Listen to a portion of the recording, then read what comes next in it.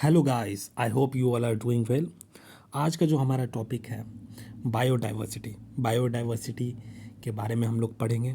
Biodiversity क्या है, चलिए हम लोग क्या क्या पढ़ेंगे देखते हैं। बायोडाइवर्सिटी देखेंगे, बायोडाइवर्सिटी कंजर्वेशन क्या होता है, ऑब्जेक्टिव ऑफ बायोडाइवर्सिटी कंजर्वेशन देखेंगे, टाइप्स देखेंगे, बायोस्फीयर रिजर्व देखेंगे।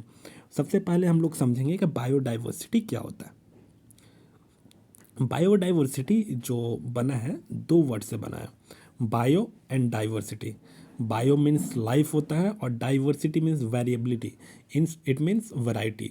जो वैरायटी ऑफ लाइफ है उसी को हम लोग बायोडाइवर्सिटी बोलते हैं। चलिए हम लेमैन टर्म्स में समझते हैं, एकदम सरल भाषा में समझते हैं।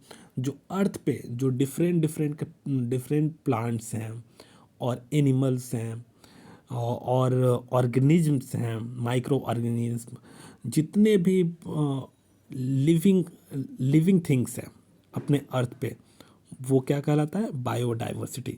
जो variety of all living things, जितने भी वैराइटीज़ हैं सब बायोडाइवर्सिटी कहलाते हैं।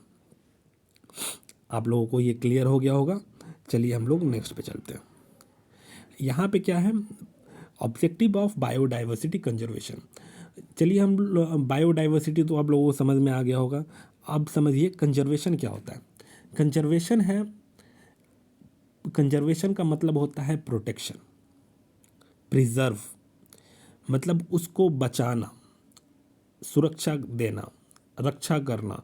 तो बायो मीन्स क्या, लाइफ, डाइवर्सिटी मतलब क्या, वैरायटी। जो वैरायटी ऑफ लाइफ है उनको प्रोटेक्ट करने को ही हम लोग बायोडाइवर्सिटी कंजर्वेशन कहते हैं। अब इसका ऑब्जेक्टिव क्या है, तो preservation of the biodiversity of species.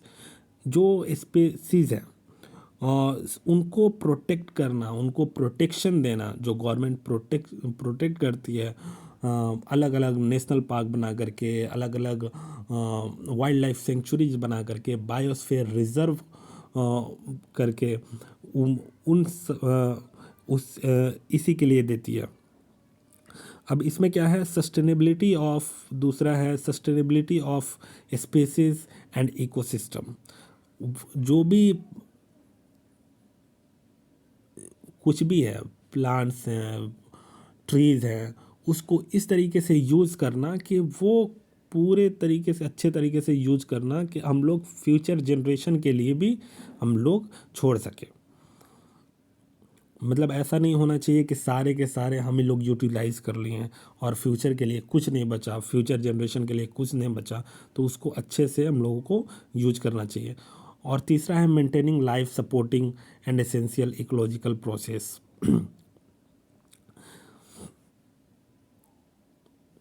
अब देखेंगे कि types of biodiversity conservation.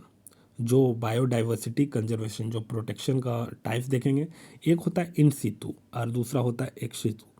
In situ में क्या होगा, नेशनल पार्क हो जाएगा, वाइल्ड लाइफ सेंचुरीज हो जाएगा, जो गवर्नमेंट बनाती है, नेशनल पार्क बना देती है, वाइल्ड लाइफ सेंचुरीज।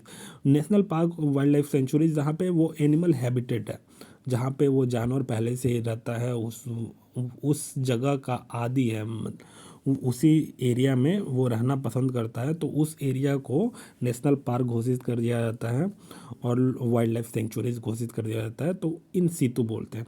और एक सीतु क्या है, जैसे botanical garden, zoological garden. Zoological garden क्या कि जू, जो हम लोग चिड़ियाघर देखते हैं वहाँ पे, उनका तो वो स्पेशल घर नहीं होता है चिड़ियाघर। उनको क्या, तो एक जंगल से उठा करके, उनके नेचुरल हैबिटेट से उठा करके हम लोग आर्टिफिशियल हैबिटेट में ला करके रखते हैं। तो इस वजह से, और बहुत सारे मजबूरी भी होते हैं जिसके वजह से ला करके रखना पड़ता है। जैसे कोई भी बीमारी फैल जाता है तो उसके वजह से भी बहुत सारे जानवर को ला करके एक आर्टिफिशियल सा जगह पे ला करके रखना पड़ता है। तो इन सीतु और एक्स सीतु आपको समझ में आ गया होगा। अब बायोस्फीयर रिजर्व क्या होता है। बायोस्फीयर रिजर्व जो होता है, एक बहुत बड़ा एरिया होता है, ठीक है, बायोडाइवर्सिटी का बहुत बड़ा एरिया होता है, जिसमें फ्लोरा एंड फाउना प्रोटेक्ट किए जाते हैं। फ्लोरा का मतलब क्या, प्लांट्स, ठीक है। Different different plants and fauna मतलब एनिमल्स, डिफरेंट डिफरेंट एनिमल, उनको प्रोटेक्ट किया जाता है बायोस्फीयर रिजर्व में।